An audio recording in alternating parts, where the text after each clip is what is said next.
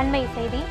பழனி நில மோசடி வழக்கில் கைதான 4 பேருக்கும் ஆகஸ்ட் 12ஆம் தேதி வரை நீதிமன்ற காவல் நீட்டிக்கப்பட்டுள்ளது. பழனி கோவில் நில மோசடி விவகாரத்தில் கைதான முருகதாஸ், வெள்ளதுரை, சேதுபதி, அன்வர்தீன் ஆகியோருக்கு நீதிமன்ற காவல் விதிக்கப்பட்டுள்ளது.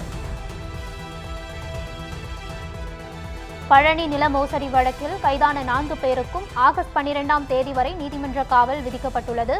பழனி கோவில் நில மோசடி விவகாரத்தில் கைதான முருகதாஸ், வெள்ளதுரை, சேதுபதி, அன்வர்தீன் ஆகியோர் நீதிபதி முன் ஆஜராகப்பட்டனர். அவர்களுக்கு ஆகஸ்ட் 12ஆம் தேதி வரை நீதிமன்ற காவல் விதிக்கப்பட்டுள்ளது.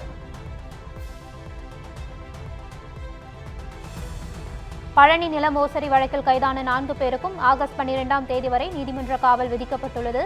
பழனி கோவில் நில மோசடி விவகாரத்தில் கைதான முருகதாஸ், வெள்ளதுரை, சேதுபதி, அன்வர்தீன் ஆகியோர் நீதிபதி முன் ஆஜர்படுத்தப்பட்டனர். பின்னர் அவர்களுக்கு ஆகஸ்ட் 12ஆம் தேதி வரை நீதிமன்ற காவல் விதிக்கப்பட்டுள்ளது.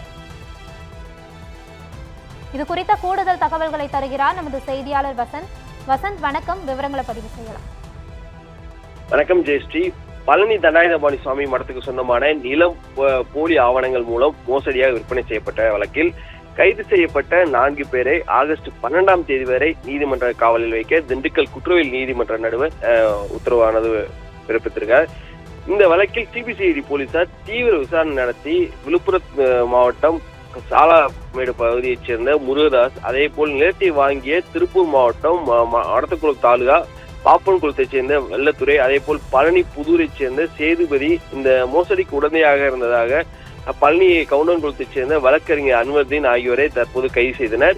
இவர்கள் மீது பிஎன்எஸ் ஆக்ட் படி இவர்கள் மீது தொடர்ச்சியாக 4 பிரிவில் வழக்கான தற்போது பதியப்பட்டுள்ளது. இந்த வழக்கில் 4 பேரையும் சிபிசிஐடி எஸ்பி சாஜிதா தலைமையில் விசாரணையானது மேற்கொள்ளப்பட்டது. மேலும் இந்த வழக்கு தொடர்புடைய கூறப்படும் ஒட்டஞ்சத்திரத்தைச் சேர்ந்த நில புரோக்கர், பத்திரம் எழுத்தாளருமான ஜெயபிரகாஷை தற்போது போலீசார் தேடி வருகின்றனர். இந்த 4 பேரும் இல்லை, மேலும் இந்த ஒருவர் மட்டும் தற்போது போலீசார் சிபிசிஐடி போலீசார் தேடப்பட்டு வருகிறார்.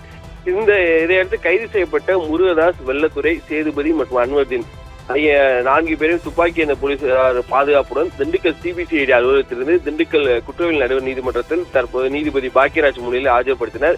வழக்கை விசாரித்த நீதிபதி 4 பேரையும் ஆகஸ்ட் 12ஆம் தேதி வரை 15 நாட்கள் நீதிமன்ற காவல் வைக்க உத்தரவானது தற்போது பிறப்பித்துள்ளார். இதை அடுத்து இந்த 4 பேரும் தற்போது மதுரை மத்திய சிறைக்கு தற்போது அழைத்து செல்லப்பட்டு கொண்டிருக்கின்றனர் என்பது குறிப்பிடத்தக்கது.